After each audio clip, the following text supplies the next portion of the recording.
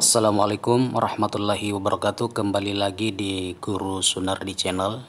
Kali ini kita akan belajar tema 8 kelas 4 daerah tempat tinggalku, subtema 3 pembelajaran 5. Adapun tujuan pembelajaran 5 ini, yang pertama adalah menemukan keberagaman karakteristik di lingkungan masyarakat.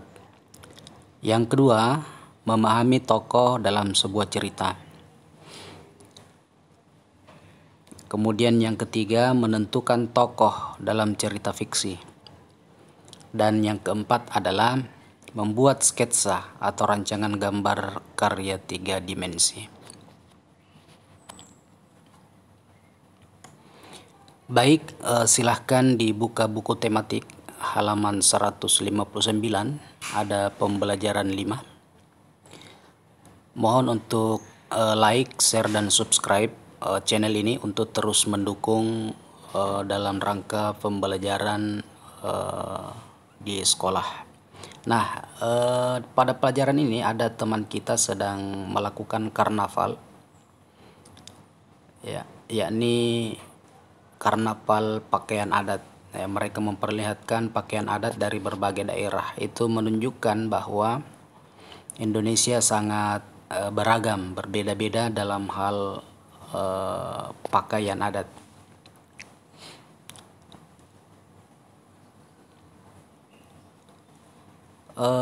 Perbedaan ini menjadi kekuatan tersendiri bagi Indonesia dan juga menjadi penarik wisatawan asing untuk masuk ke Indonesia. Salah satu simbol pariwisata di Indonesia menunjukkan keberagaman adalah Taman Mini Indonesia Indah.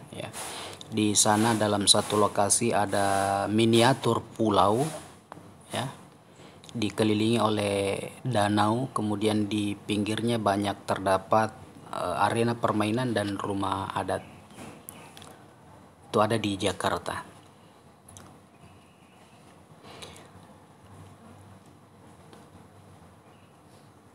Nah, tugas kita yang pertama adalah menemukan keberagaman karakteristik individu yang ada di lingkungan sekitar rumah kita.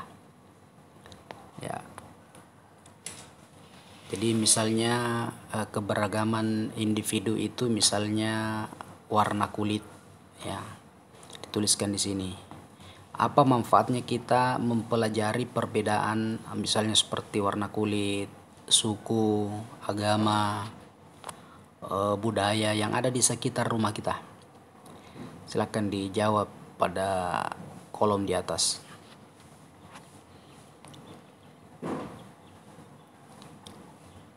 Nah, selanjutnya kita tentu masih ingat semua tentang tokoh dalam cerita. Jadi memang tema 8 ini banyak berbicara tentang tokoh dalam cerita fiksi. Silakan dijawab kembali di sini sebagai tugas kita yang kedua. Tentang tokoh antagonis, tokoh utama, tokoh tambahan, dan seterusnya. Silakan dijawab, ada 5 nomor. Ini nomor 4, penjelasannya di nomor 5. Nah, sekarang ada bacaan fiksi Candy, Emas, dan Ular. Silakan dibaca. Nanti ada tugas ketiganya, yakni menjawab pertanyaan tentang cerita fiksi ini.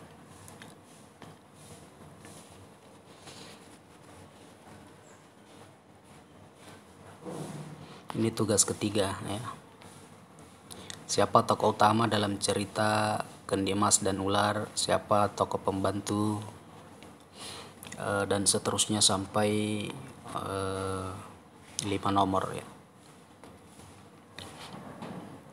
Nah, ini ada pesan moral atau sesuatu yang harus kamu ambil dari cerita Candy, Emas, dan Ular, bahwa kamu harus berprasangka baik kepada teman, tidak boleh berprasangka jelek kepada teman.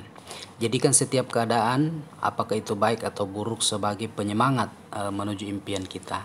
Tuhan sangat suka orang yang baik, dan Tuhan memberikan yang terbaik walaupun di tangan orang-orang yang tidak baik.